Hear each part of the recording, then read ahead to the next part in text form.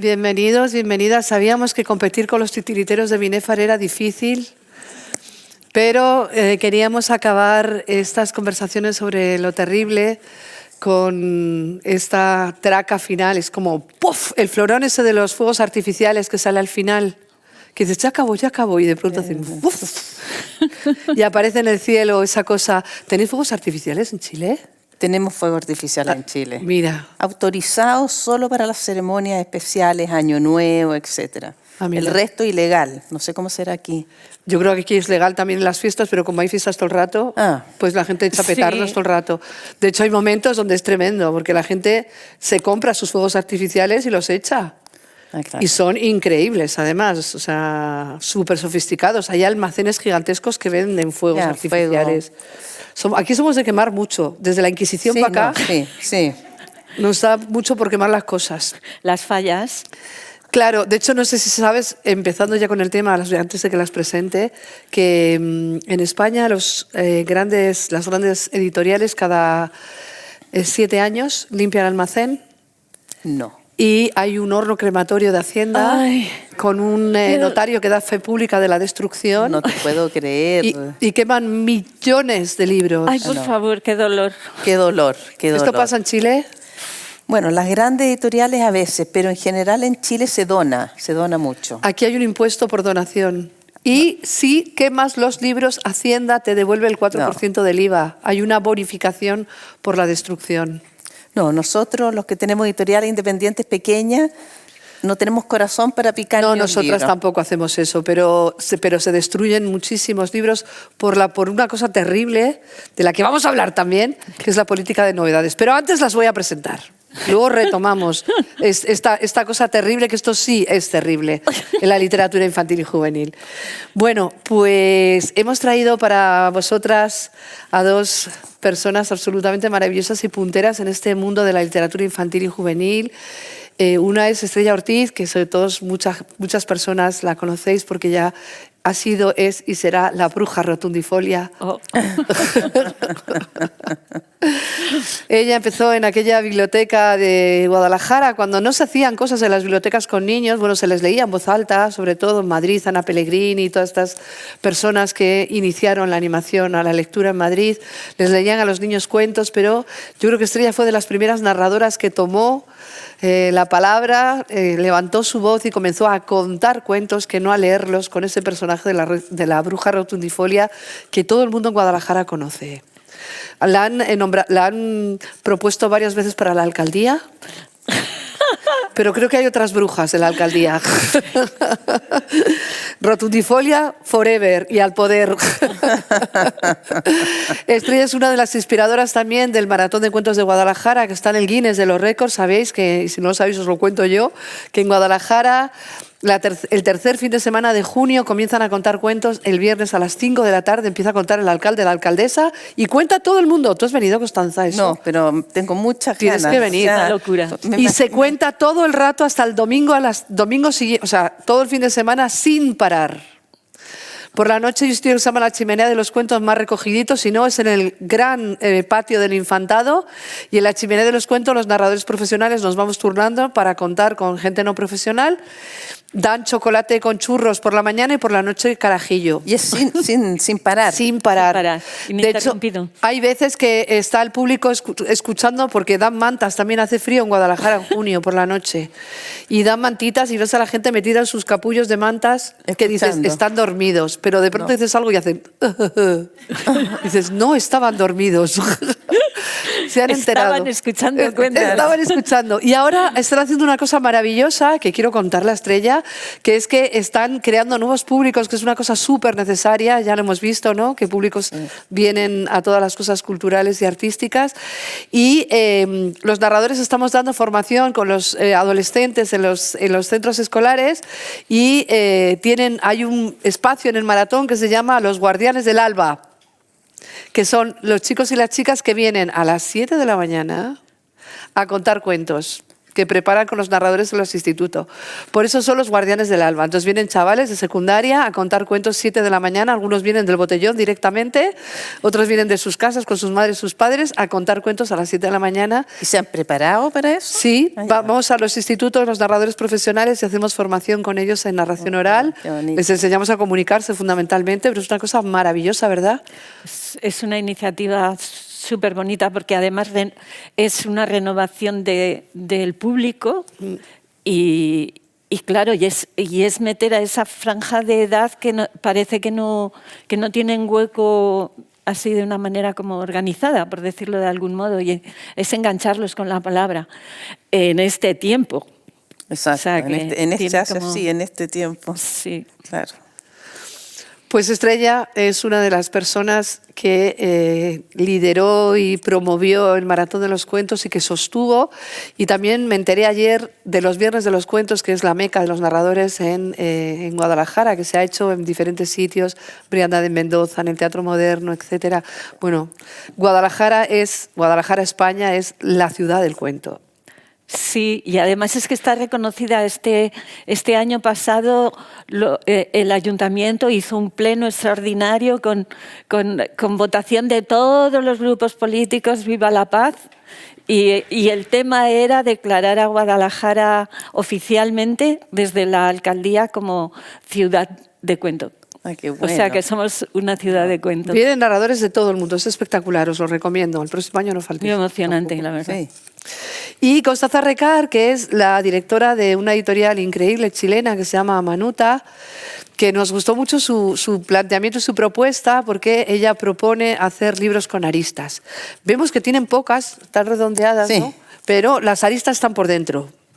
Entonces queríamos que Constanza Recar, que es la directora de esta editorial La Manuta, ha sido y es y será la editora de Estrella Ortiz, y queríamos que estuvieran juntas para hablar de esto, ¿no? de editar, de cómo se hace esto de editar literatura con aristas, rescatar todas esas canciones tradicionales, todos esos juegos de manos, todas esas cosas que publica también Manuta.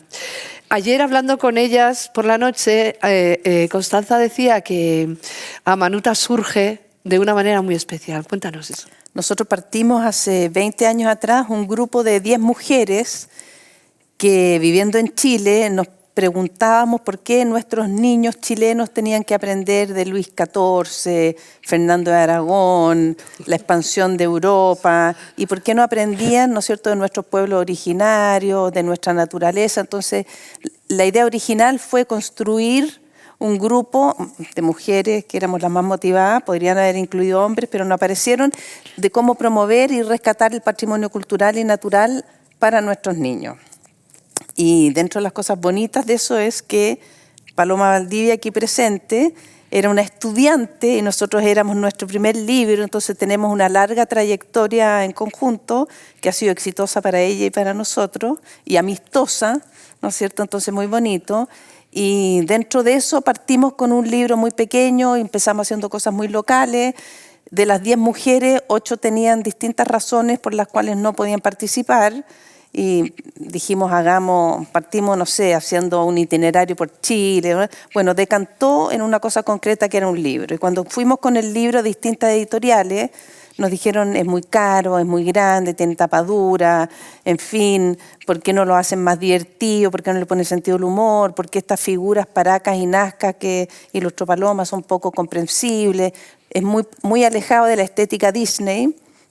Entonces con mis socias dijimos, no nos queda otra que hacer una editorial, que no era nuestra propuesta, pero nosotros dijimos, nuestros niños se merecen lo mejor. O sea, yo creo que lo más terrible, para ponernos a tono, lo terrible es que nuestros niños no tengan libros. Yo creo que eso es lo más triste y terrible y oscuro que puede ocurrir, es que los niños desde la primera infancia deben, y aquí nos juntamos, ¿no es cierto?, con Estrella, los niños deben tener libros que sean motivantes, que sean estimulantes para los niños y para los padres, ¿no?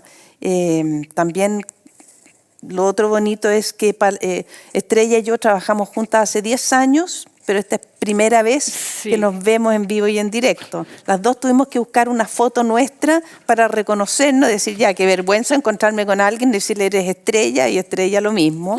Así que también este encuentro tiene eso de fantástico. Lo más loco es que se encontraron con un montón de bebés que estaban esperando a que Estrella les contara cuentos y apareció Constanza. ¡Ah! Claro. O sea, en ese foro con un montón de testigos bebés se encuentran Constanza Recar y Estrella Ortiz. Estrella, ¿cómo os conocisteis? Pues fue precisamente a través de Paloma.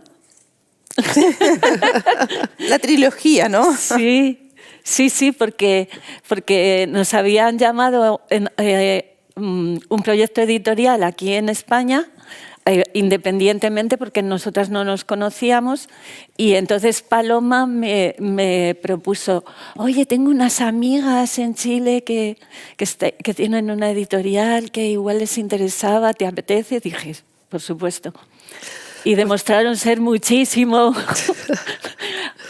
más majas. Pues fíjate que sin saberlo, nosotras desde la organización de este festival habíamos pensado que en esta mesa estuviera Paloma Valdivia, estuvierais las tres, sin saber esta trilogía. Pero como queríamos que estuviera ayer también con los ilustradores, nos parecía un poco abusivo explotarla de esa manera, porque además ha tenido talleres y un montón de cosas y dijimos, bueno, pues que la ponemos con los ilustradores. Pero la idea en principio era que estuviera aquí sin conocer toda esta triangulación de vuestro conocimiento, ¿no? Bueno, hay una cosa muy importante que has mencionado y es esta dificultad a veces para hacer libros que parece que no responden a lo que el público en general o el público de masas desea, que es esa estética Disney.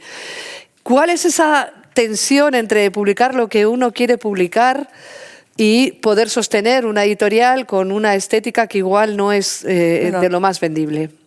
Yo creo que los niños finalmente son los que eligen, los padres compran, ¿no? Ahora mismo que yo traje unos libros y vendí a lo negro aquí de la Estrella, porque nuestros libros no llegan a España, un padre puede decir o una madre puede decir, compra este, y el niño dice, quiero este otro.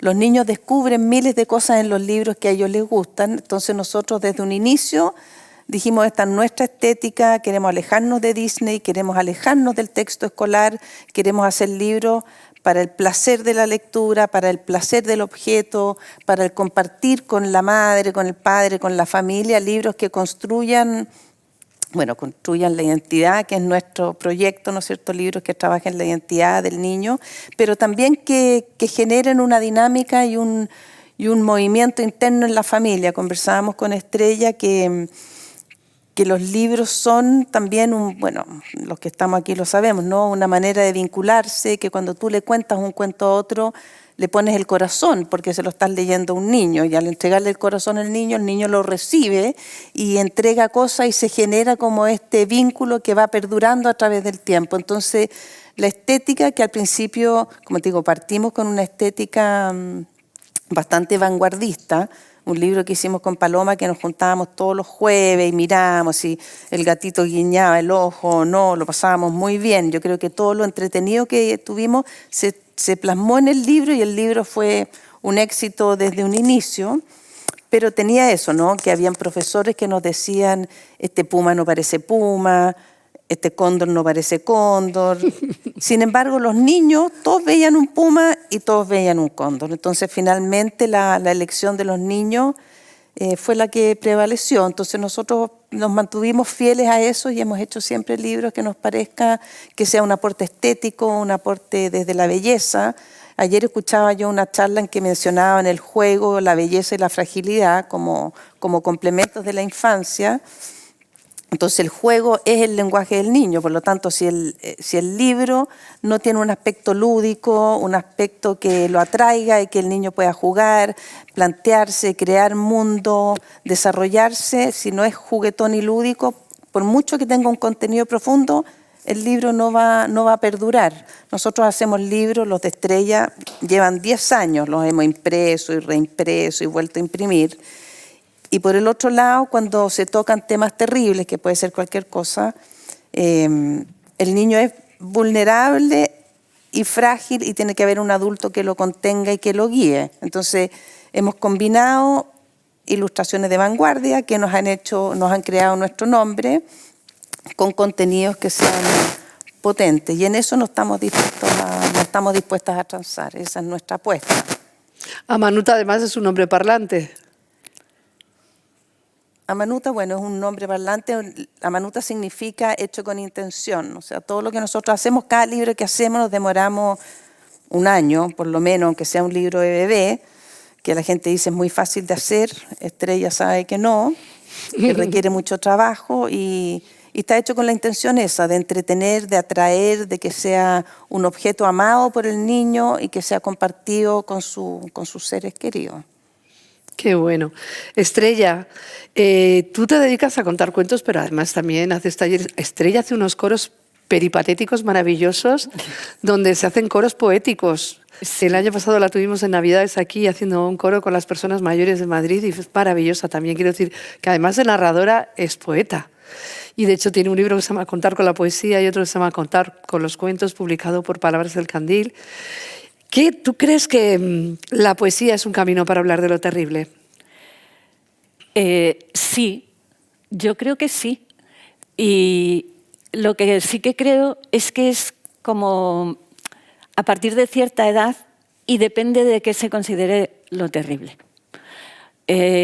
Cuando los niños son muy pequeños, las criaturas, a lo mejor hasta los 3, los 4 años, pues va a dar igual que les hables de un lobo, que les hables de un monstruo o cualquier otro tema, porque en realidad lo que se capta es más bien la entonación, la intención de quien está contando.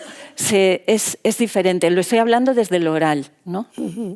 Pero a partir de cierta edad, que ya se va comprendiendo, pues ya el niño, la niña, va sintiendo como su carencia o su miedo, y de alguna manera el verlo reflejado me parece que es súper interesante, que lo vea como una especie de espejo, ¿no? Claro, por supuesto, no para dejarlo abierto y que se muera de miedo. O sea, que creo que tiene todos estos, para mi gusto, ese tipo de matices. Pero sí que es importante. Y también me parece importante que sea que el mensaje, ese mensaje de acompañamiento de lo terrible, sea desde lo simbólico. Y ahí entra la poética. Ahí, o sea, en la introducción que hicieron los hermanos Grimm de la primera edición de 1812, valoraban esos productos suyos, o sea, los cuentos tradicionales, ellos lo valoraban como material poético. Y tienen unas frases súper preciosas que pensaba habérmelo traído, pero me parecía que, bueno, ya os lo cuento, ¿no? Pero que, o sea, que era un material poético. ¿Y por qué lo consideraban un material poético? Y decían que se encontraban más cuentos donde todavía seguía viva la poesía. Y es que el discurso... Digo discurso en el sentido oral porque eran recogidos de la oralidad, ¿no? Tiene unos componentes de reiteración, de ritmo, de fabulación, que realmente están en contacto con la poética más profunda, que es la base de la cultura, ¿no? Entonces, desde ese lugar, a mí me parece que es el ideal para contar lo terrible. En esa franja de edad en la que ya empieza la criatura a ser consciente de su carencia o su miedo y que lo puede ver reflejado de una forma poética. Y me refiero a los cuentos también, ¿no? Claro. Y después creo que ya cuando son ya más mayores, entonces ya puede ser lo literal de lo que es lo terrible. Porque lo literal, creo, de lo terrible... Quiero decir, de hablar de todos esos temas que realmente son inquietantes en su propia vida, pero desde ese lugar de lo literal, no lo poético, pues creo que necesitan un poquito de madurez, ¿no? De hecho, es muy difícil separar lo lírico de lo narrativo en un cuento tradicional porque están llenos de rimas, de canciones, de paralelismos, de anáforas, de Claro. todo tipo de elementos que contribuyen a dar ritmo. En España, las canciones que cantan los niños y las niñas Constanzas son terribles. Sí. Don Fortunato mató a su mujer, la hizo picadillo y la echó a remover. Por ejemplo, ¿no? Y luego en la calle 24 ha habido todo un asesinato, una vieja ja mató un gato con la punta ta del zapato. Pobre vieja ja, pobre gato, pobre punta ta del zapato. Terrible. Estos cuentos, estas canciones las cantan todos los niños en los patios de recreo y nosotros empeñados en darles cosas blanditas, que no... Claro, ahora ¿no? yo conversaba también ayer con Estrella que los niños desde que nacen están enfrentados a lo terrible, ¿no? Desde salir del útero calentito, dulce y suave, sin necesidades, todo satisfecho, a la primera salida, la luz, el frío, el calor, etcétera. Los gases. Todo. Los todo. azotes, que ahora ya no se llevan, Ya, pero... claro, claro. Y después cada edad tiene sus temores, ¿no? A un bebé tú le aplaudes así y el pobre, o sea, aparece siempre lo terrible, es parte de la vida, parte de la vida. Y lo que decíamos que los psicoanalistas que tienen su teoría, ¿no es cierto?, del objeto parcial y el objeto total, que en resumidas cuentas es, yo me relaciono con mi madre solo con los aspectos buenos de mi madre, porque soy un bebé y quiero la leche, quiero el abrazo, quiero el cariño, y en la medida que yo voy creciendo, tengo que aceptar que no siempre me da el cariño, que a veces está enojada, que no siempre me alimenta, y esos son los primeros desafíos de dificultades, o que para un bebé puede ser terrible, ¿no? Entonces, Sí, si sí. uno piensa que... Y finalmente nosotros vamos criando a nuestros hijos para que puedan constituir ese objeto total y querernos a nosotros las madres con nuestros pros y nuestros contras. Entonces, si uno trata de excluir lo terrible, no sé qué mundo queremos construir, ¿no? Claramente uno que no está tan enfocado, sin hablar en la política mundial, pero todo zigzaguea. Entonces, lo terrible tiene que estar presente. Tuve una charla yo en que había otra editora que decía que ciertos temas había que hacerlos de cierta edad. Yo le digo, yo no estoy de acuerdo.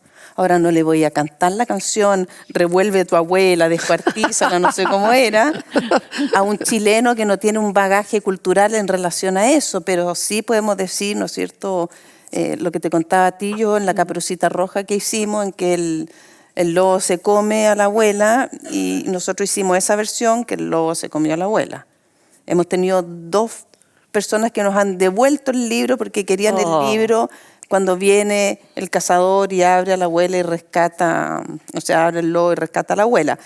Que también son decisiones justas y correctas y cada uno puede hacerlo, pero es negar la vida misma, ocultar lo terrible. Hombre, simbólicamente el armario es un poco la tripa del lobo también, ¿no? Y de hecho, fíjate, lo que tú hablabas de la madre, o sea, la madre nutricia desaparece cuando los niños y las niñas se vuelven adolescentes y aparece la madre que pone límites y esa madre es la madrastra. En la edición que comentaba Estrella de los hermanos Green aparecía la madre, es la madre la que manda a Blancanieves al bosque con el cazador para que la mate, ¿no? Pero a la sociedad burguesa empezó eso a sonarle como terrible y aparece la madrastra, que parece que es un personaje con el que no tienes vínculo sanguíneo y que puede ser un ser terrible para salvaguardar a esa madre. Ahora, esas mismas historias de los Grimm originalmente, porque lo que conocemos es como la 7ª o la 8ª versión. La primera versión no era la madrastra, era la mamá. Era la madre, sí. La que mandaba... En España se ha publicado la primera versión de los hermanos Green. ¿Quién? En España, la fábrica. La fábrica se llama, o el garaje o algo así. Se llama Creo la que editorial. La fábrica, pero no la fábrica, sino claro. otra editorial. Sí, es verdad. Y es como los cuentos nunca jamás contados antes. Sí, son las primeras Es una edición súper bonita, muy y compara recomendable. de versiones diferentes para ver cómo se modificó y cómo ese personaje terrible que era la madre de pronto se parte en 2 y aparece la madre y la madrastra, ¿no? Esta polarización tan tremenda y tan terrible, ¿no? De la madre ser etéreo, Claro, que casi no es humano, ¿no? Ya. Y tiene que ver con los contextos sociales, ¿no? Que así se van adaptando los cuentos. Sí, sí, sí. Estrella, ¿tú crees que los niños tienen necesidad de cantar estas cosas tan terribles? ¿Por qué crees tú que cantan esas cosas tan terribles que se las cantan unos a otros en los patios de recreo? Y las primas también cantan, son grandes depositarias de lo terrible, ¿no? Esas cosas que se crean entre los niños y las niñas casi siempre están vinculadas a lo terrible. De hecho, en los fuegos de campamento es un clásico contar cuentos de miedo. ¿Por qué crees tú? Bueno, por un lado, desde luego lo que es la forma, el envoltorio, que sea algo transmitido por los abuelos o por los padres, que tenga esa connotación de lugar común, creo que es bastante importante. O sea, que igual se puede cantar el Maise for Yuti, tú eres ancla floreste, Yuti, Maise for dua, dua, du, o algo así que cantábamos de pequeñas, sí. Que son retailas que no significan nada, porque muchas veces es por la diversión de que estás compartiendo, ¿no? Entonces, exactamente el significado, yo creo que lo del asesinato y lo de pisar las tripas y todo eso, pienso que es como que en el fondo se pasa un poco por alto, que somos los adultos que tenemos esa mirada tan literal, los que nos espantamos, ¿no? Porque está en ese contexto. Si quieres, leo un poema que lo suelo leer cuando doy algún curso, como para que lo escuchen. Y es de Vanessa Pérez Sauquillo, El hada de la pimienta y otros poemas, es el libro, ¿no? Y dice, el poema dice así, se titula Las canciones de mi abuela, poema cantable. Mientras los ingleses cantan Dingle, dingle, little star, las canciones de mi abuela son para echarse a temblar. Duérmete, niño, duérmete ya, que viene el coco y te comerá. Una desgracia tras otra nos cuenta cada canción y a mí, mientras ella canta, se me encoge el corazón. Ya se murió el burro de la tía Vinagre, ya se lo llevó Dios de esta vida miserable. Que tururururu, que tururururu, que tururururu, que la culpa la tienes tú. Pero ella ni pestañea, sonríe, canta, contenta, sin omitir un detalle de los horrores que cuenta. Como ese pobre don Gato que se cayó del tejado, se ha roto 7 costillas, el espinazo y el rabo, miau, miau, miau, miau. Y luego ya lo llevan a enterrar. Bueno, ya lo llevan a enterrar por la calle del pescado, marrama miau. Y cuánto dolor y pena, porque se fue un tal Mambrú. Mambrú se fue a la guerra, qué dolor, qué pena. O aquella pobre muñeca que iba vestida de azul, la saqué a paseo, se me constipó, la tengo en la cama con mucho dolor. Lo gracioso es que a mi abuela esto no le quita el sueño. Se siente parte de un mundo que es muy grande y muy pequeño. Yo no sé qué es lo que tiene ese mundo del que canta, pero sé que aunque estremecen, estas canciones me encantan.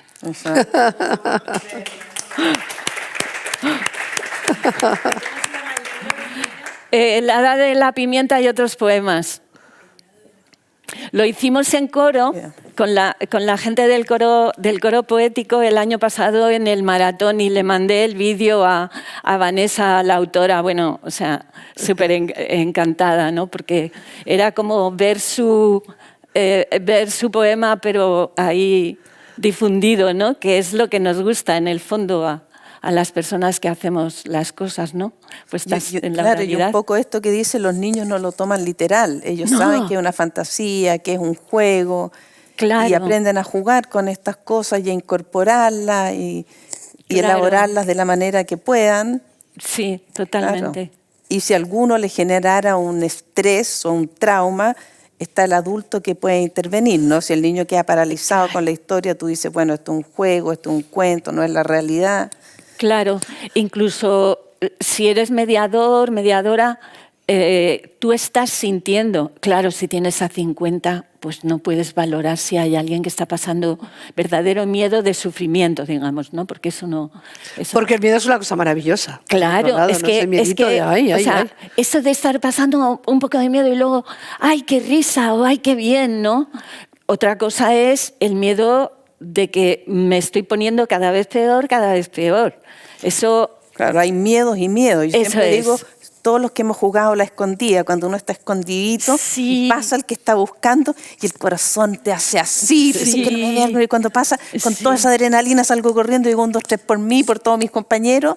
Eso es un miedo pasajero, normal, parte de la vida, saludable. Fíjate que juego más Claro. solidario por mí y por todos mis compañeros. Así Que jugamos nosotros. Eso es una vida solidaria. Claro, aquí se juega también así. Se jugaba también así cuando se jugaba en la calle, ¿no? O sea, Claro. todos esos juegos que eran tan que solidarios, tenían su ¿no? En el tensión, fondo, sí. claro, y tenían su tensión. Yo creo que de alguna manera había catarsis. Claro. Claro. Había Y de hecho, yo catarsis. creo que también el miedo ese del fuego, del campamento, ¿no? Es como, yo tengo miedo, pero ese que es el matón del recreo también tiene miedo. miedo. O sea, es ese miedo comunitario, de que de alguna forma, porque el miedo más tremendo es el miedo del que se siente solo ante su miedo, ¿no? Ya. No, y el totalmente. miedo es una función evolutiva del ser humano, ¿no? El Totalmente. miedo nos protege, ¿no es cierto? Si aquí se pone a temblar, bueno, aquí no tiembla, pero como yo soy chilena y en Chile tiembla, es mi ejemplo clásico, si se pone a temblar, el miedo nos va a hacer movernos, ¿no? Claro. No es que uno piense y diga, tendré que moverme, no tendré que moverme, sino que rápidamente como que el cuerpo reacciona y el miedo es parte de la vida. Entonces lo terrible, por eso yo ayer hice un comentario de que una cosa es lo terrible colectivo, sociocultural, y lo terrible en la infancia y lo terrible en los libros. Tenemos que diferenciar los distintos niveles. Claro, de hecho, todas estas canciones también muestran que lo que puede ser terrible, que es lo que tú comentabas antes para un padre, no lo es en absoluto para un niño, porque los niños, para ellos, entienden que en el momento en que hay una canción, que hay una rima, que hay una fórmula de inicio de un cuento, se inaugura un espacio que no es este espacio. O también a veces lo terrible de la literatura, ¿no es cierto? Como Roald Dahl, que estamos todos impactados, que es censurado.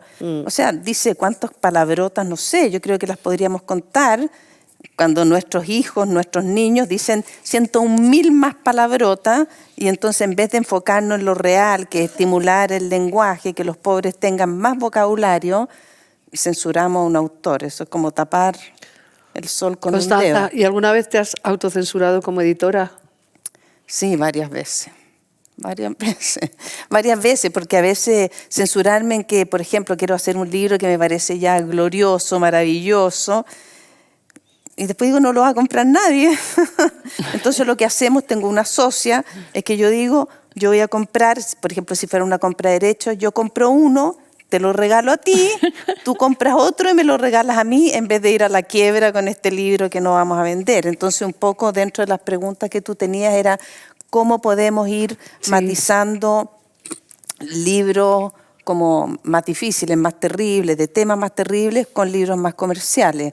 Yo creo que hay que ir haciendo como una mezcla. Nosotros tenemos un libro que se llama Un diamante en el fondo de la tierra, que es sobre las dictaduras latinoamericanas. Es un libro que nos costó bastante tiempo hacerlo y es muy bonito porque parte una profesora en un colegio diciéndole a sus niños que todos tienen que contar algo de sus abuelos. Entonces el primero dice, yo tengo un abuelo que es un abuelo muy gordo, que le gusta comer mucho y le prepara los platillos más exquisitos a su esposa con la que está casada hace 25 años. Entonces sale esta ilustración. Otro que dice, no, a mi abuelo le gustan mucho las aventuras y me lleva a las montañas mágicas. Ya, otro. Y después aparece este niño que dice, no, yo tengo un abuelo que es un abuelo muy triste, que está siempre sentado mirando por la ventana, como cae la nieve, y eso lo hace sufrir mucho, porque el país del que él viene nunca cae nieve en la ciudad. Después otro niño dice no sé qué cosa, entonces cada uno va intercalando y este que es el protagonista dice, porque mi abuelo se tuvo que venir a este país con nieve cuando él vivía en un país donde había sol, pero a su esposa un día vinieron unos carabineros o unos uniformados y se la llevaron y la esposa nunca más volvió. Entonces mi abuelo por eso es un hombre muy triste, porque está en un lugar que no es su país y está sin su mujer porque nunca la encontraron. Y ahí los otros niños siguen contando su historia, que no dice ni país, ni contexto, ni nada. Y como te digo, como la narración tiene que ver que cada uno cuenta, nosotros hacemos un rescate a la memoria, que hablábamos con Estrella ayer, como la memoria es muy importante, haciendo un rescate, una valorización de la vida de los abuelos, y entre medio hablamos de la dictadura de los países latinoamericanos, que también abre la posibilidad de que cada padre pueda hacer la interpretación, digamos, la interpretación es bastante amplia, pero dirigida, no es como que todos lo pasamos bien porque este señor lo está pasando muy mal, está triste, está deprimido, está en otro país, está sin su señora. Entonces al final el niño le pregunta al abuelo, después de todos estos ejercicios en clase que duraban varios días, le dice al abuelo, pero abuelo, ¿cómo fue esto de que te quedaste sin tu señora? Entonces él dice, no me acuerdo exactamente, pero dice en el fondo, yo encontré un diamante, que era mi señora, y escarbé en la tierra, me encontré este diamante y este diamante está siempre conmigo. Y ahí termina. Que es un poco triste, Bueno, pero bueno, es la realidad de muchísimos países latinoamericanos, ¿no es cierto? Claro. Que lo hemos vivido todos, cada uno de distinta manera, pero es una situación que es así. ¿y tú qué opinas cuando la gente te dice que esto no se le puede contar a los niños, que esto no son cosas de niños, que la infancia hay que protegerla y que ellas sabrán más Yo creo adultos? que hay que protegerla de no tener libros, de no sufrir maltrato, de no sufrir abuso sexual. Yo creo que hay otras cosas más importantes. El libro es un objeto que si al niño le da terror, bueno, lo cierra y lo deja. Pero si tú estás siendo maltratado en tu casa, o sea, a eso tiene que ir, ¿no es cierto?, la censura. A eso tiene que ir la indicación. Lo mismo que yo decía, no tener libros me parece terrible, terrible. Nosotros hemos hecho un esfuerzo, no tan bien logrado, de tener libros que sean a un precio asequible. Porque creemos que, como digo, como todos los que estamos en este seminario, que los libros no cambian la vida, pero abren infinitas posibilidades. O sea, los estudios demuestran que los recién nacidos que tienen libros en su casa son niños que tienen mayor vocabulario al entrar a la primaria. Eso es una cosa lineal, no hay nadie que lo cuestione. Entonces, no tener libros yo creo que es lo más terrible. Entonces, los municipios, los estamentos gubernamentales debieran hacer algo. No digo subvencionar a las editoriales, pueden subvencionar a las librerías, no sé, pueden tomar las decisiones que quieran para que los niños tengan más libros. Y ahí te contaba yo ese proyecto que tenemos, que fue azaroso, que yo fui al extremo sur de Chile, porque Chile es así largo y flaco. Entonces estos países de aquí, estas ciudades, perdón, de aquí llega muy poco, es muy caro el transporte, la gente tiene menos poder adquisitivo. Y yo fui a un café a tomarme un café y de repente un café así chiquitito y veo en toda esa pared unos libros como de biblioteca, marcados con esos de bibliotecarios. Entonces le pregunto al señor y le digo, ¿y esto? Me dice, no, es que yo era bibliotecario en Santiago y me vine a vivir acá, a este pueblo, pero tengo alma de bibliotecario, así que he hecho como recolección y los tengo aquí, tengo el café, vendo unas artesanías y el que quiere venir y tiene su biblioteca gratuita. Que yo encontré ya un héroe. Entonces le mandamos de donación, porque no tenía libros infantiles, como 2 maletas llenas de nuestros libros. Y después cuando volví a ir, le pregunté, ¿cómo te ha ido? Me dijo, no, fantástico, porque él tenía un amigo que es pesquero, capitán de barco de pesca. Entonces le dijo si le podía meter la maleta, una caja con libros. El capitán le dijo, oye, yo me dedico a pescar, no voy a andar repartiendo tus libros. Entonces él dijo, no importa que lo reparta, lo único que te pido es que con un megáfono, cuando tú llegues a vender tu pescado, digas, traigo pescado, viene la caja de libros. Ay, por favor. Entonces los niños y las mamás vienen, sacan los libros y cuando pasa el señor de nuevo, devuelven los libros o se llevan otro o qué sé yo. Y este sistema ya lleva 2 años. ¿Y esto es en Chiloé? En Chiloé. ¿Sabes que estamos hermanadas con esa bibliolancha que tenéis en Chiloé? ¿Sí? Tenemos una bibliopiragua en el río Casamance y estamos hermanadas, que lo estabas contando y digo, ostras, estos son Claro. Qué bonito, nuestros ¿no? socios. Muy Y con bonito. una barca en el Putumayo, en Colombia. Ostras. Claro. Y con un barquito que hay en el Tigre. Somos la 4ª bibliopiragua del mundo. Entonces no tenemos estas maravillas de cuentacuentos, pero Maravilla. tenemos muchos espíritus aventureros y divulgadores y mediadores. Qué maravilla. Sí, Mm. que hacen ese, que me parece que es heroico. Y eso. Yo cuando empecé a contar cuentos, que fue porque me lo propuso Blanca Calvo, bibliotecaria de Guadalajara, pues yo misma viví la fascinación de descubrir la literatura infantil, porque claro, el tipo de libros que yo había tenido en mi infancia eran ahí como súper aburridos, blanco y negro, con pequeñas ilustraciones, nada de el despliegue de color, de imaginación.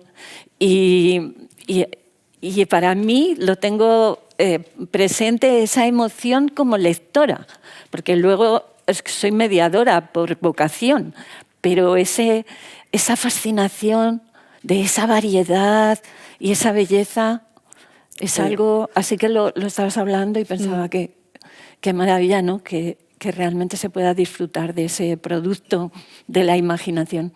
Estrella, y en este momento donde todo lo tradicional tiene tan mala prensa y se considera que es políticamente incorrecto y que es machista y que perpetúa modelos de mujeres sumisas, etcétera, etcétera, ¿tú crees que hay que seguir cantando y contando los cuentos tradicionales? Sí, yo creo que sí. Desde mi faceta más desarrollada, que es el trabajo con la primera infancia, lo tengo más fácil. Quiero decir más fácil porque no es el momento de defender un cuento de hadas, un cuento largo, porque eso no lo admite la primera edad, sino que más bien son productos de folclore, o sea, productos tradicionales, poéticos, de retahílas, de juegos, de cuentos formulísticos. Entonces, todo ese tipo de producto de la imaginación, pues tiene como menos aristas. Y bueno, puede ser que el perro se come al gato y el gato se come al ratón, pero es como más suave de salvar. Y digo argumentalmente. Entonces, a mí lo que me parece muy emocionante y muy bonito es que realmente la tradición sigue perviviendo.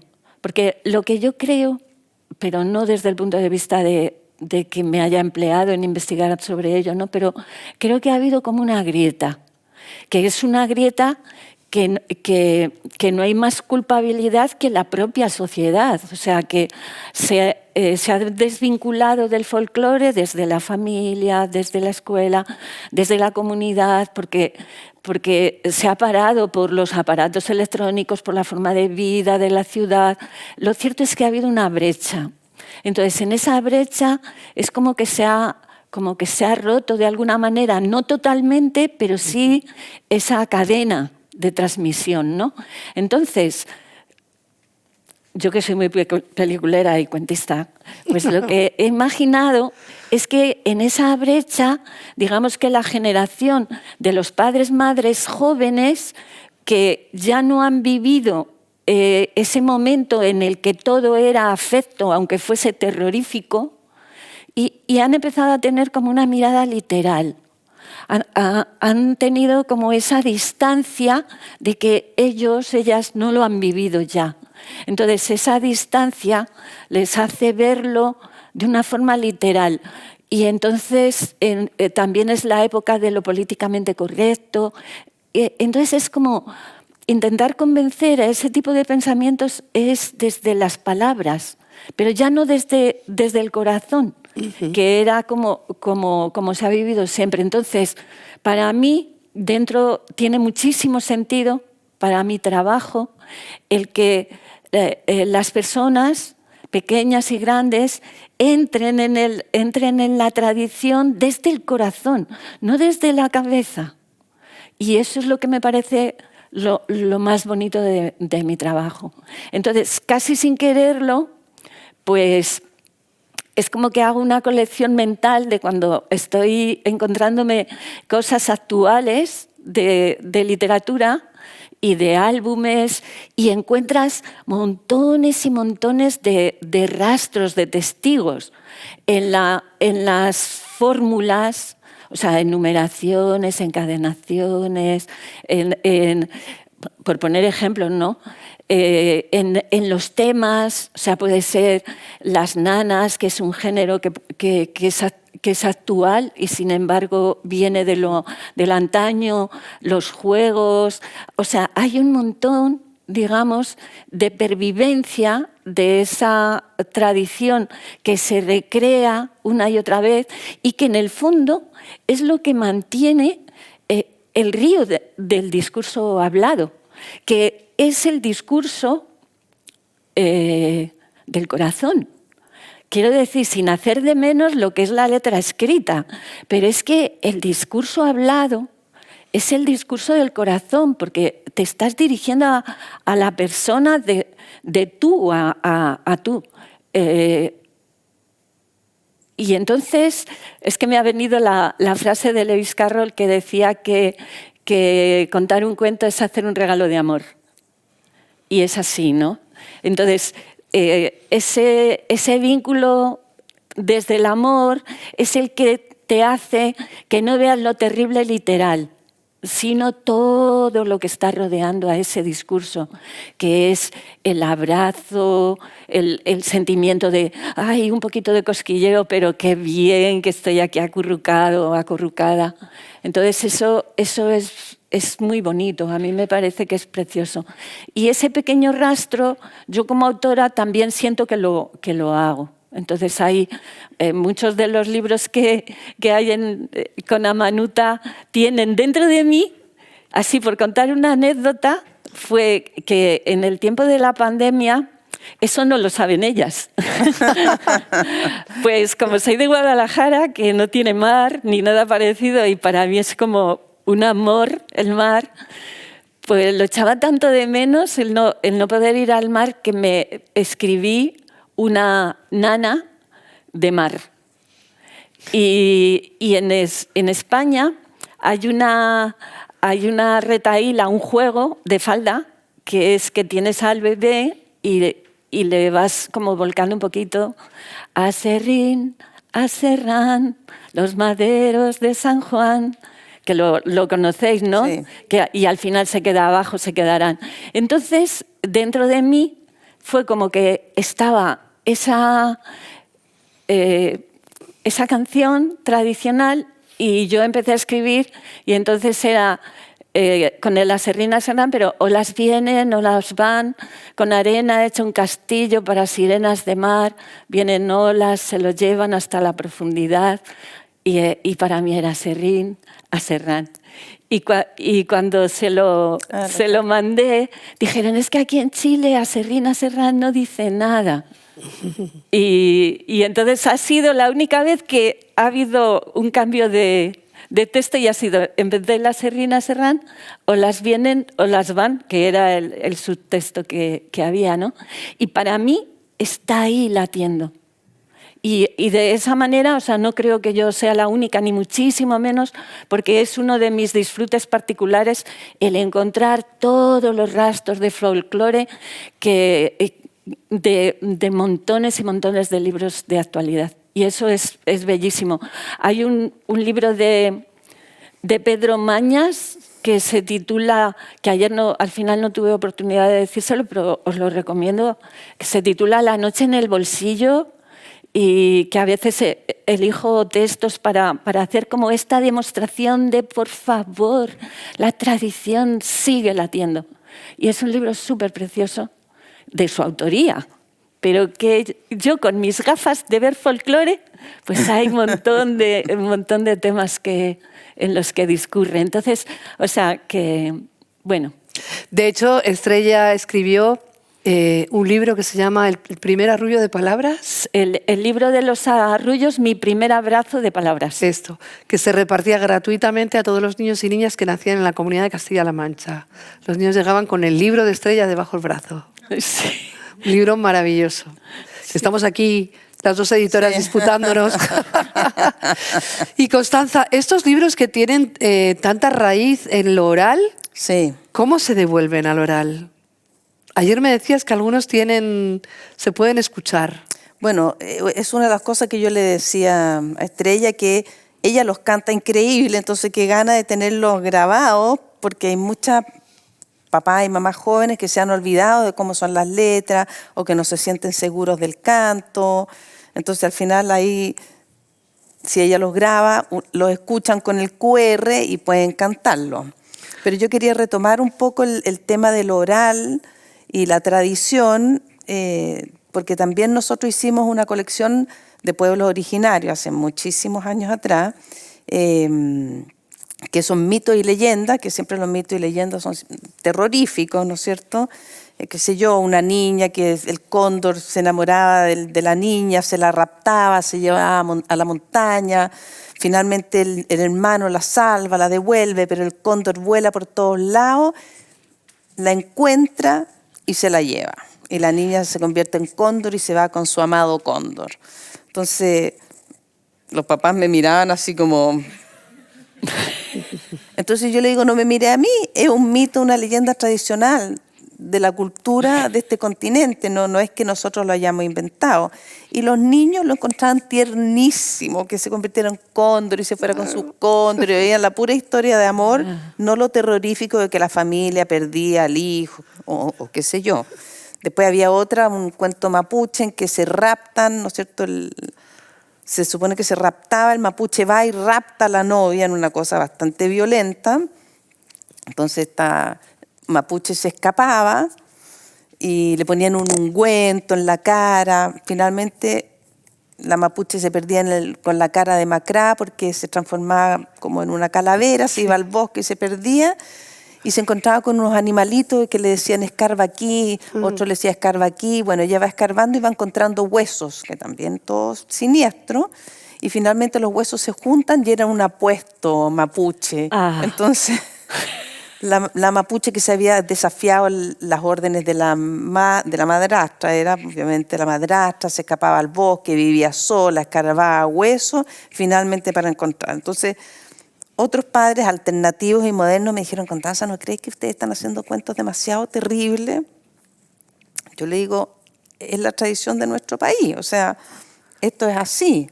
No es que nosotros inventemos lo terrible y a los niños les encanta la niña la calavera, que se llama, abrazan la niña la calavera, todos se quieren disfrazar de cóndor y ser la cóndor que se la raptan. Pero sí nos ha sucedido que una vez hicimos uno que se llama El Niño el Plomo, que es una tradición inca, que todos los máximos de los incas escogían algún hijo que no tenía que tener ni un lunar, ni una mancha, o sea, ser un niño muy perfecto, niño chico, y ese niño lo ofrecían como sacrificio para los dioses. Nosotros estábamos tan metidas en el cuento que nuestros maridos de repente dijeron, oye, ustedes están escribiendo un cuento como que van a entregar a nuestros propios hijos para que los sacrifiquen, porque lo llevaban todos los sacerdotes y le iban dando chicha, entonces el niño quedaba borracho y lo dejaban solo en la montaña con una serie de objetos y momificado, se llama la momia al plomo, que es un niño verdadero, pero claro, como te digo, cuando uno va entendiendo cómo funciona eso, cuál es la simbología, en ese momento tenía su razón de ser, vas entendiendo. Pero nosotros lo contextualizamos sin suavizarlo mucho, porque igual el niño muere dentro de un rito de un pueblo originario y los niños lo entienden así. Dicen, no, esto pasaba antes, no es que pase ahora. A nadie lo llevan al cerro y lo dejan y lo momifican. Y aprendían de su cultura. Entonces el tema de lo terrible me parece que pero el sacrificio del hijo está en la Biblia y nadie también, censura eso. También. ¿No? Y ahora en México he escuchado a una antropóloga que todos esos relatos fueron relatos de los conquistadores, pero que realmente esos sacrificios no eran reales. Era una manera de contar el sacrificio de un individuo en beneficio de su pueblo, pero que eran relatos construidos por los conquistadores que de alguna forma justificaban las matanzas de nosotros somos crueles, claro. pero es que ellos eran más. Claro.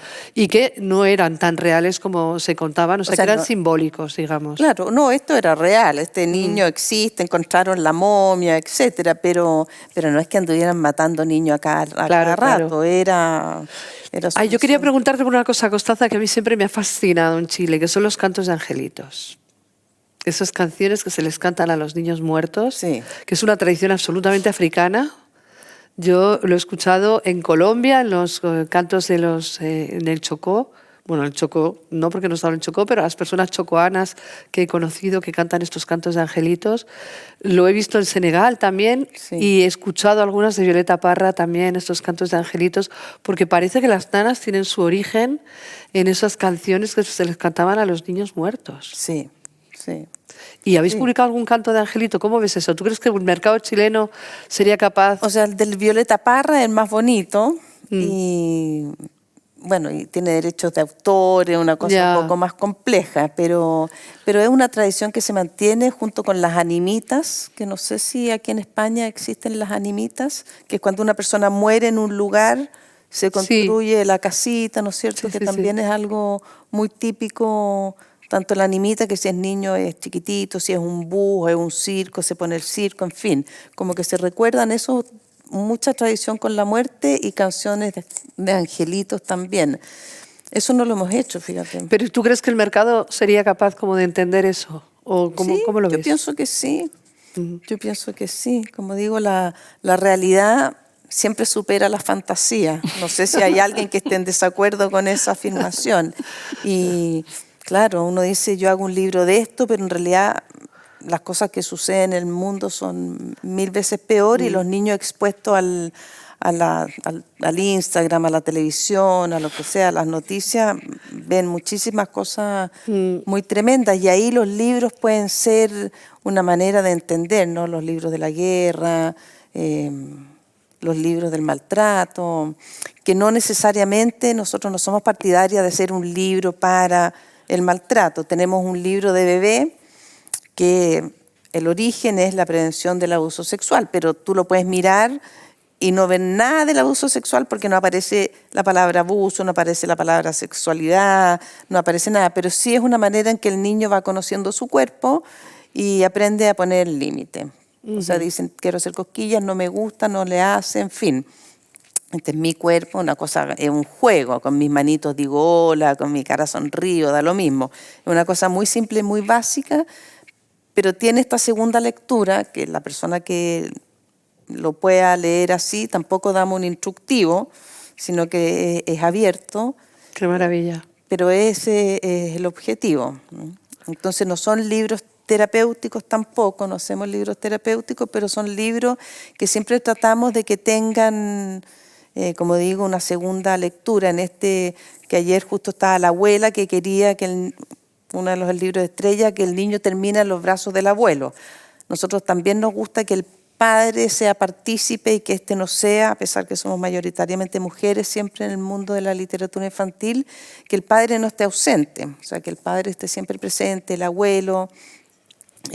Tenemos un libro en que el papá está todo el rato con el niño, miles de cosas, y la mamá como que no aparece, y al final del cuento la mamá podría ser como una azafata que estuvo 4 días fuera, entonces aparece al final del cuento también, que nadie dice si está casada, están separados, da lo mismo, pero poner y hacer pequeños aportes como significativos para nosotros, para un mundo que es cada vez más diverso. ¿Y cómo podemos conseguir los libros de Manutas, Constanza? Por Busca Libre, decía alguien ayer. Sí, nosotras precisamente. ¿Hay Busca Libre en España? Porque en México No sé. sí hay, pero... Bueno, yo cuando quiero comprar alguna... ¿Iberlibro quizás o no? Creo que no. Es que en Busca Libre, yo lo sé porque a veces he comprado de editoriales argentinas que no vienen, o sea, de editoriales que no distribuyen en España y debe de tener algún muelle en Barcelona que traen los libros porque a lo mejor tienes que esperar un poquito más, pero sí que... Aquí en la Casa Encendida hay una feria de libros de editores independientes, ¿verdad que sí, Pablo? ¿Qué se llama? Libros mutantes. Oh. Serían estas ferias que dan cabida a estos editoriales independientes en abril. Y estoy pensando también que cada persona, así como tú dices que te gusta la tradición y el canto, cada persona tiene, o cada editor, o cada librero, o cada lector tiene una motivación principal. Entonces, mi motivación son los niños, esa es mi motivación principal. Entonces, cada vez que nosotros hacemos un libro, y de mi socia también, pensamos, no para mí cuando yo era niña, tuve la suerte de tener mucha lectura, qué sé yo, pero sí para los niños que los encuentro creativos, divertidos, ingeniosos, que toleran la ambigüedad, ¿no es cierto? Que ven un pájaro y dicen, ¿será un pájaro? Y después dicen, no, parece que es horrible. Y no les importa nada y dicen es horrible sin ninguna connotación de descalificación, simplemente es su opinión. Este libro es aburrido, te dicen. Y uno dice, bueno, será aburrido, pero al mismo tiempo si tú le dices, pero búscale algo entretenido. Dicen, bueno, ya, le busco algo entretenido. Le dan vuelta y descubren cosas increíbles. Entonces cuando dicen, no, que son como unas personitas, o sea, yo encuentro que los niños son geniales. Como te digo, llenos de sorpresas, siempre dicen cosas increíbles, descubren en los libros algún aspecto que nosotros que lo hicimos no lo habíamos visto. Entonces nuestra propuesta es, como te digo, ampliar el tema como de la belleza, que los niños tengan libros bellos y fortalecerlos, ayudarlos a desarrollar su identidad. Nosotros trabajamos la identidad americana. Yo soy anticolonialismo, pero... Nos parece muy bien. aunque Nosotros esté en España, también. Yo también. qué bueno. Nosotras también. Entonces compartimos un lenguaje, pero no una cultura. Entonces nuestro proyecto es que cada niño americano diga, soy lo máximo, vivo en América, bailo esto, como esto, no sé, como que diga ya, qué bien que tú eres de España, fantástico, pero yo soy del Chocó, no sé. Claro. Claro. Entonces, dentro de eso, como anecdótico, una vez que hicimos comprar, hay un libro Mapi, que es un libro famoso hecho por unos polacos, preciosísimo, que nosotros íbamos a comprar los derechos, y de repente miramos y aparecía obviamente Brasil, puros bikinis y fútbol, Perú, unos incas, y ¿Y en Chile? había una piña. Entonces yo le digo al editor, que me caía simpaticísimo, le digo, no puedo comprar este libro, qué pena, porque el libro es precioso, pero además yo le digo, ¿te suena Guyana, Guyana Francesa, Surinam, Aruba? ¿Te suena eso? Me dijo, bueno, así que decidimos hacer nuestro propio atlas, que fue como un calvario, y tenemos un atlas que están todos los países de América, que se llama Atlas Americano, que nos demoramos 4 años en hacerlo, porque la ilustración, hicimos una curatoría, dos historiadoras hicieron como el listado de cosas que ellas pensaban que tenía que tener cada país, lo rellenaron ellos y conseguimos así, en estos eventos literarios, gente de todas partes de América, y después fuimos a los centros, como estos centros internacionales, a pedir a alguien de República Dominicana, de Surinam, de Guyana Francesa, que no conocíamos a nadie, y les pasamos el cuestionario, ellos llenaron, con eso hicimos los mapas, que entre medio nos peleamos con la ilustradora de los mapas, y después nos amigamos con la...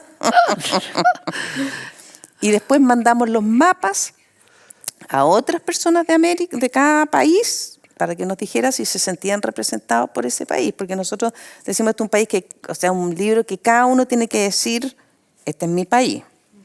Y lo único que ahí nos censuramos, porque, qué sé yo, sacamos todas las armas, todas las drogas y todo el alcohol.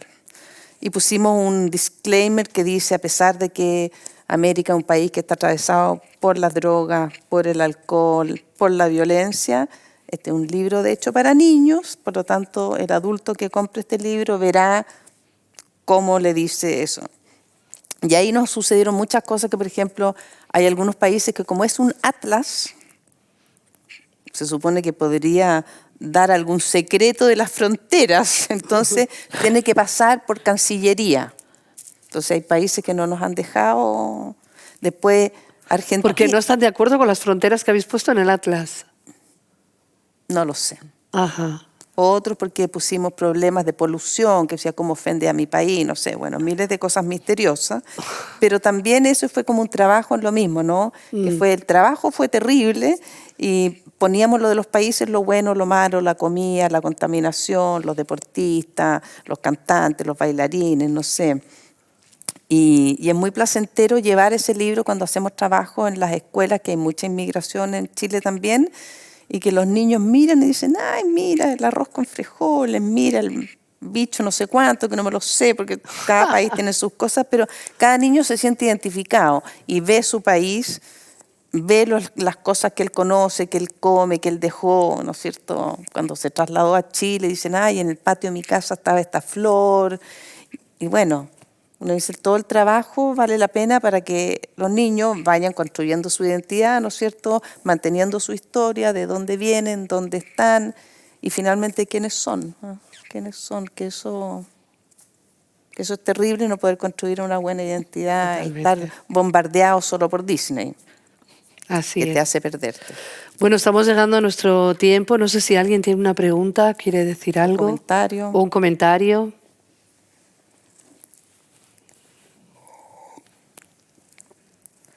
Y lo otro que voy a aprovechar de comentario, esto como un comercial, nosotros en Chile creamos un grupo de 10 mujeres que tenemos editoriales infantiles, estamos creando un colectivo, que somos 10 editoriales de distintos tamaños, agrupándonos y tratando un poco de fortalecer y apoyarnos las unas a las otras, porque el trabajo de la editorial independiente es complejo en todas partes del mundo. Se llama CLIC, por si...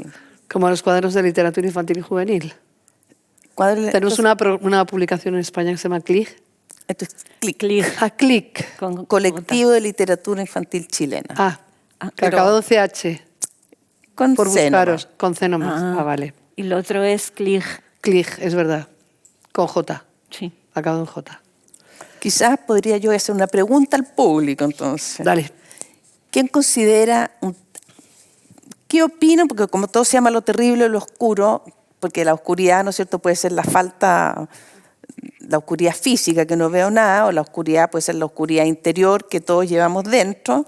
Entonces, ¿qué consideran ustedes, o cualquiera, que podría ser algo terrible o oscuro que no han visto representado en algún libro?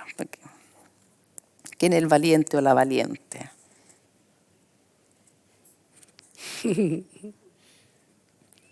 Todo está en los libros. Parece. ¿Hay algún libro sobre la esclavitud para niños? Ostras. Sí. Bueno, la verdad, con la pregunta de Constanza, yo iba a hacer una observación sobre eso, porque yo soy brasileña y el tema de la literatura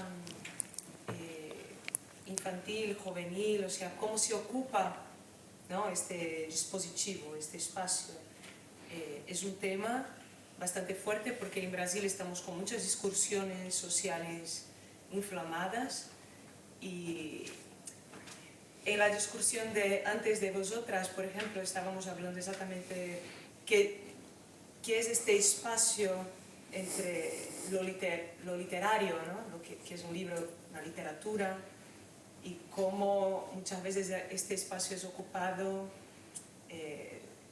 con la ideología, con la moralidad y tal. Bueno, ahí está una zona tensa, una discusión muy interesante, que yo veo muy interesante, pero que también el espacio libre está siendo en Brasil ocupado mucho por la ideología, ¿no? ¿Qué puede un libro? Bueno, yo veo que el libro es libre, puede ser ocupado, este dispositivo puede ser ocupado por muchas intenciones. Y me pasó una cosa, Constanza, es eso, yo hice un libro que habla de una revuelta muy importante en Brasil que sucedió en 1910. Y esta revuelta de marineros negros pues está relacionado también con los cuerpos negros que fueron esclavizados por muchos años. Y para hacer esta relación no directa, porque el texto es un reconto poético de algo que sucedió, pero hay capas entre realidad y ficción, no sé. Y yo pongo una foto, que es una foto que fue hecha de cuerpos esclavizados en los Estados Unidos, y yo pongo estas espaldas marcadas por el dolor, y pongo, el libro está hecho bordado, entonces dejo las líneas rojas que se... Y eso fue una polémica bastante, o sea, en las discusiones siempre me preguntaban, ¿este libro es hecho para niños? ¿Se puede leer un niño? Es un libro que habla de lucha, de esperanza, de cambio, del mar como testigo ocular, no sé, y también que parte de eso, ¿no? Y entonces, hoy cuando hablamos de negritud, ¿cómo se dice? ¿Negritud? Sí, negritud. En Brasil estamos hablando mucho más en un lugar, también es una reivindicación de los movimientos negros, que cómo hablamos de las cosas buenas y para frente, para que estos niños también, que hay que acordarse de las cosas, de estas marcas de los cuerpos, pero no podemos solo hablar de eso, ¿no? Hay que revisitar, pero hay que... Avanzar. Ya se ocupa otros espacios, entonces sí que es importante hablar, hablamos mucho, no podemos olvidar las marcas, somos hechos de estas marcas, pero también ya ocupamos otros lugares, entonces cómo no ser muy... esta es nuestra discusión, ¿no? Cómo no ser ideológico, panfletario, pero traer este campo sensible, ¿no? Y yo pienso que sí, o sea, yo pienso que podemos hablar, o sea, lo terrible, por ejemplo, hoy hablar con niños, yo me acuerdo mucho cuando la primera vez que presenté este libro, un niño de 7 años que me miró y dijo, uy, que duele, ¿no? Y que sí, que duele, entonces vamos a hablar de este dolor, entonces cómo trabajar esta empatía, porque los niños se empatizan, rechazan y son muy sinceros en esta relación, ¿no? Con los libros. Y nada, quería contarte Sí, eso, sí. claro, y Ana ya provocó este tema de... Y cómo también que esto, para terminar, que no sean temas, y a mí me encanta lo que has hablado sobre cómo reverenciar también y ancorar en lo que tenemos como memoria, historias, pero cómo eso pueda viajar por ahí, también por los océanos y llegar a otros lugares, que sean colocados como, ay, es muy específico, ¿no? Es muy local, ¿no?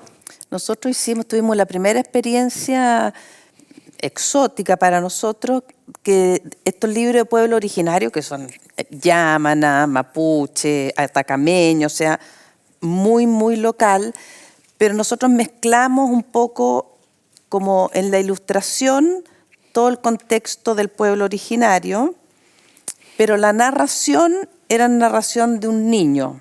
Entonces, que el niño, por ejemplo, toda la tribu tenían que ir a pescar, a cazar una ballena. Entonces salían todos en sus canoas con sus arpones y mostraban que eran los hombres los que iban a cazar, pero eran las mujeres las que acarreaban la carpa y armaban, qué sé yo, y después las mujeres salían a mariscar y el niño miraba todo esto y después vuelven las canoas y no habían podido cazar la ballena. Entonces no podían cazar la ballena, significa que el pueblo iba a pasar hambre mucho tiempo. Y él se queda despierto y de repente a lo lejos en la noche sale, que no tenía que salir, sin permiso, y ve a lo lejos una ballena. Y él dice, yo voy a salvar a mi pueblo. Y se sube en la canoa, avanza y le tira la lanza, pero justo la ballena abre la boca y el niño cae adentro, con la lanza adentro la ballena.